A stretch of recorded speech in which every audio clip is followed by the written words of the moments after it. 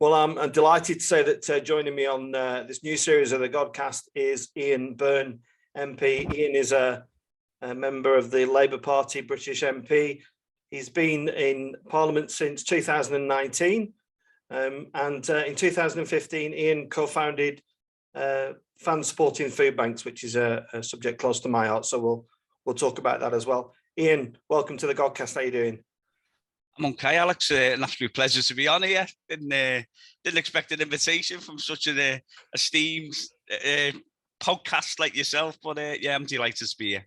Oh, brilliant. Ian, you've as we record this, we've obviously we've got the recent news of the death of Her Majesty the Queen, and you've been down there in Westminster. What's that been like for you as an experience, just on a human level?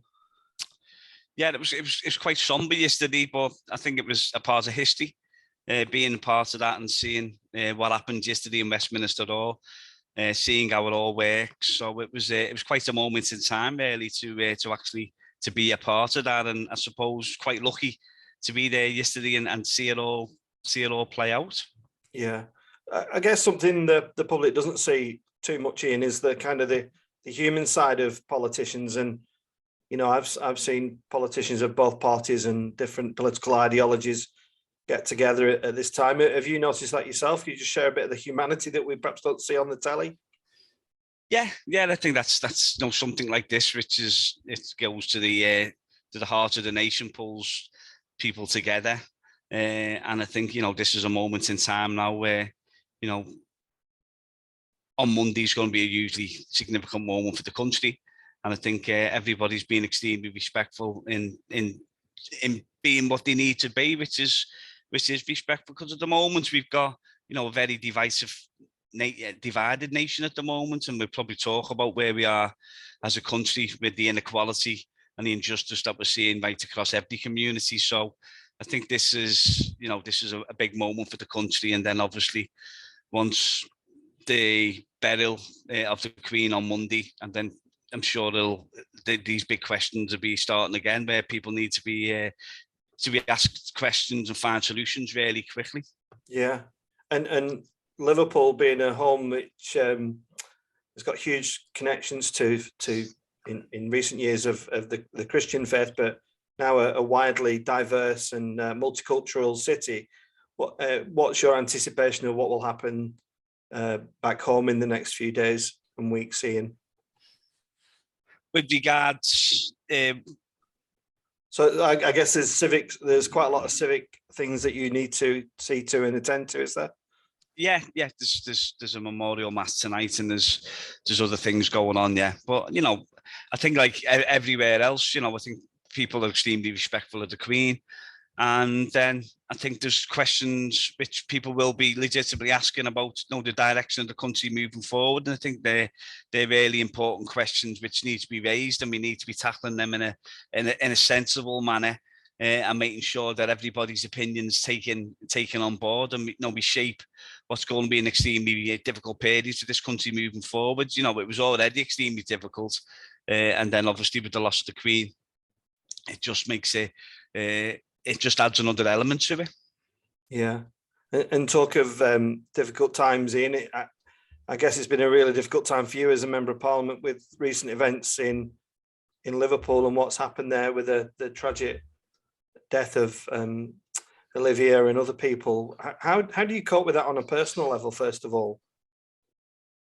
Yeah, it's a good question. It's been extremely difficult for the community, and as the representative, as an MP, as somebody from the area, it's been difficult seeing obviously what happened to Olivia and the family, and it's virtually impossible to comprehend what actually happened that night. And as you said, there was other instances right across the city as well where innocent people were taken. So it's been a really difficult moment for Liverpool, but the communities have come together. They've done what the police asked them to do. There's information coming in all the time, and I think there's a real steeliness now to ensure that the people responsible for these actions, where an innocent young girl was taken away and ripped out of her family's arms, to justice. And I think that's the overwhelming priority for the city at the moment, and the people within the city, is to ensure that the families get justice. Yeah, no charges yet, Ian, but are you optimistic that that's going to happen? Yeah, I am. Yeah, I'm 100% certain. I think the police are doing a fantastic job. The communities have done a fantastic job of making sure these people are brought to justice. And I'm so, people like that shouldn't be walking the streets. What they did, as I said, was something which, interesting your take on it, was a job that you do, but I think people are struggling to comprehend how you come to terms with something so brutal against somebody so innocent. Yeah. And I couldn't help but notice, seeing that Olivia's death coincided with the anniversary of the death of Rhys Jones, which kind of just on when you think about it, I think that's quite a long time ago, but it gives you some idea of how long the issues and concerns have been there in Liverpool. Do you feel like the city's making progress, or is it a real long slog, this one? Yeah, I mean, it was to happen on the anniversary of Rhys Jones, and obviously what that did to the city and the country, indeed. And yeah, it was that was certainly a difficult one to take as well. And the communities rallied around 15 years ago like they rallied around today. But I think it's really important, Alex, that we appreciate that this isn't a Liverpool specific thing. Nationally, there's a rise in gun crime. There's a rise in knife crime. Nationally, we need to be asking the questions why, across all communities, youngsters often end up in criminality and gangs, and see that as the only option. And I think me as a member of Parliament, having the opportunity to actually raise these questions and ask, again, what I touched on before, the serious questions that need to be asked about the direction of travel of this country, and what we're actually doing to ensure that everybody's got the opportunities to make sure that their future can actually be lived out, and they don't feel as though they're living in an air of hopelessness. And where we are now politically and economically, that's a difficult place, because there's lots of people who feel that way. So again, it's serious questions got to be asked, not just the politicians, but yourselves, the church, society in general. What do we want to prioritize? What do we want to prioritize within our communities, and what do we need, and what do we need to ensure that obviously the rise in gun and knife crime can be halted, but how do we do that in a manner which ensures that people have got the opportunity to live out their best future? I'm really passionate about that, Alex. Yeah, I think about this all the time, Ian, if I'm being honest, in the context of food banks, of poverty, of cost of living, of everything. And I ask myself, why?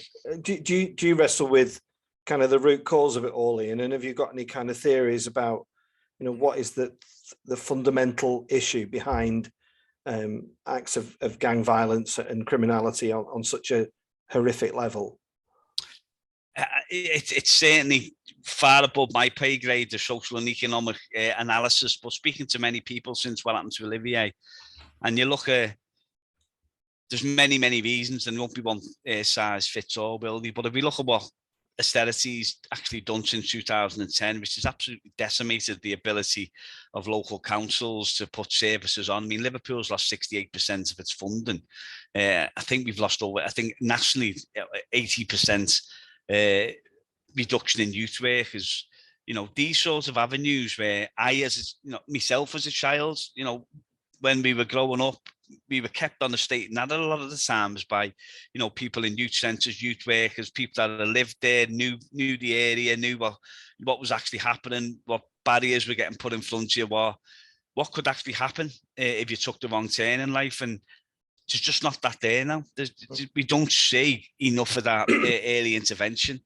And I think that's really, really important, that with the era of austerity, and obviously that political choice that was made, I think the ramifications of that are clear to see. You touch on food poverty. Well, if you look how many food banks there was in 2010 compared to 2022, there's direct correlation between taking money away from councils and communities and then and obviously the welfare state, and then seeing exactly where we are now as a nation, which is terrifying. You know, we'll probably touch on the campaign for the right to food and fan supporting food banks, but for me, this is an investment. We need to think about, as a country, what do we want to spend our money on? And we need to invest in communities, we need to invest in our youth. We need to ensure that everybody's got the best opportunity to drive forward and have a good, productive life. And unfortunately, I think just so many times where we see this is not happening, and communities and people are getting failed, and that really saddens me. It keeps me awake at night, because as somebody that was brought up in the 1980s in Liverpool, and seeing what a depression did, and seeing the effects that had on, you know, I was around with the explosion of heroin, you know, which absolutely eviscerated my community, but also right across the country, because there was hopelessness, and where that hopelessness was about, people turning to other alternatives. I lost many friends to heroin, young children basically, that would have had really good lives, and that really does keep me awake at night, to be honest. That we can never ever go back in that position, and you know, I really fear at the moment where we are economically and social, our values, we need to absolutely reset. Yeah, I think what you said is really interesting, Ian, because you said that, you know, going back to the 80s, and I thought exactly the same. I've grown up in Burnley, and I can't ever really remember a time where poverty hasn't existed on some level, and but I've never seen it as bad as it has. Why do you think that when it comes to austerity and financial planning in county councils and government, that we haven't woke up and smelt the coffee yet? You know, that these issues that have kind of the issues that began with heroin in the 80s, why have we never just addressed that? Just to quickly finish the point, you know, recently, you know, I spoke to police officer, paramedic, GP, and priests, and many of these people feel that they are like the new social workers of society. Yeah. But where, to me, that doesn't seem right. That's not really what their role is. Would you agree with any of that? Or no, absolutely. You know, before I become an MP, I've done many jobs, but one was the trade union organizer. And I remember speaking to paramedics. We used to go and speak to them on a regular basis, and their jobs, and certainly from a police perspective as well, they become far more than what their job description is, because obviously the lack of services and the lack of where we are as a society, with basically lots of help just stripped away in the drive for austerity measures, which was a political choice. And, you know, for me, you know, fundamentally where we are now as a community is completely unbalanced.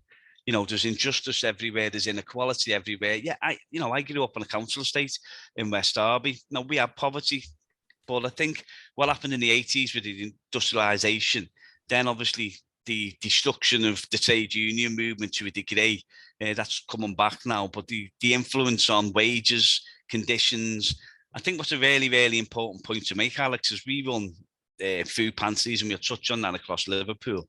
60% of the people who are actually utilising these pantries at the moment are in work. And that old adage, which you'd often I don't want to get too sectarian here, but you'd often Conservative MPs say, work's the route out of poverty. Well, it isn't at the moment. It just isn't, because lots of these jobs, lots of the terms and conditions that people are getting offered aren't given the ability for somebody to put a roof above their head and a meal on the table. And that's a fundamental imbalance where we are in society. And you listen to some of the comments that are being made by the trade union leaders at the moment, and they're representing their members. And I know within our pantry, we had a nurse in full uniform, a district nurse come up. We've had bus drivers, we've had police officers. You know, we've had people from every facet of society who are now accessing food banks, food pantries, because what they're actually getting paid doesn't cover their costs. This is not like going on holidays and, you know, you're there all this and that. This is basic, you know, keeping your head above water.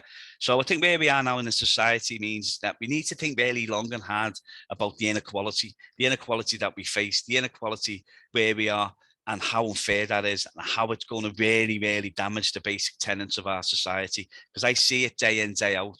And obviously what I try and do is we talk about right to food, we talk about putting things within legislation to try and balance, rebalance society. But now there's a moment in time now that needs to happen. Yeah. Ian, well, I suppose I'm shamelessly plugging my book that comes out next month about social injustice, but do you think that people, so you're a well-known left-wing member of parliament, would you go so far as saying that the people on the right of politics just don't care, or do they choose to turn a blind eye? When I was in a news report with Pastor Mick Fleming, I got a lot of letters and phone calls, particularly from people in what I would call the Westminster bubble, and particularly women who rang me up and just said, I didn't realize it was like that. That it was almost like they were oblivious to it. They just weren't aware of the issues. Just what's your thoughts, Ian? I struggle to say it's a left and right issue, really. It's where we are as a country. It's where we want to go as a country. And when you've got more food banks than McDonald's, it shouldn't matter if you're on the left or the right. Fundamentally, should say that's wrong. That is wrong. That is wrong. When you've got 4 million children going hungry and not able to attain their potential, that's wrong from a moral perspective. But also, if you want to look at it from an investment perspective, these are our future. And if we've got children going to school hungry and not reaching their full potential, well, then they won't reach their full potential in generations to come.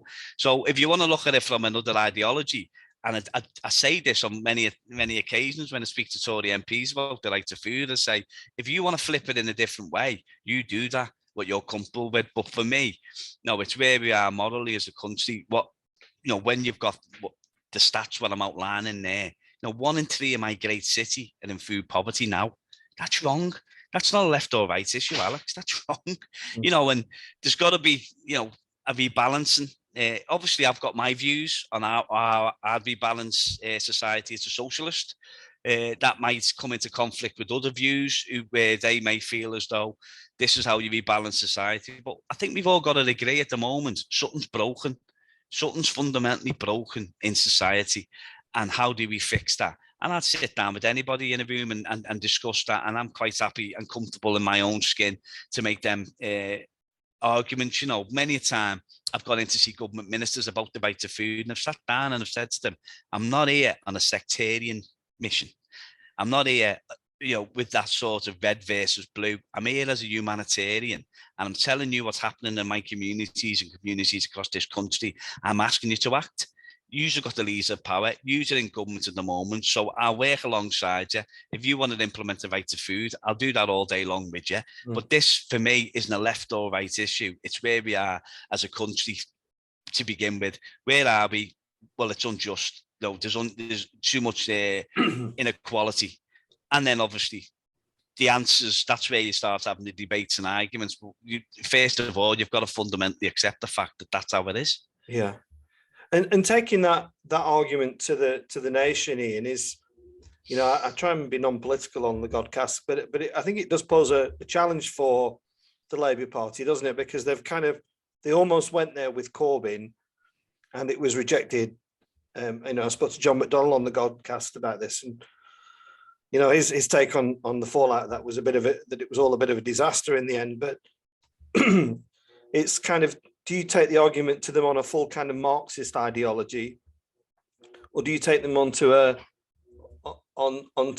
ideology on the left, or do you just try and take, as it feels to me like Keir Starmer might be doing, is just on an ideology of just being in opposition to the government without any real kind of policies that you can really think, I get that. I'm not, I have to be honest, I'm not sure what the policies are yet at the Labour Party, and I suppose I'm being quite controversial here, but I'd be interested to know what you think about that.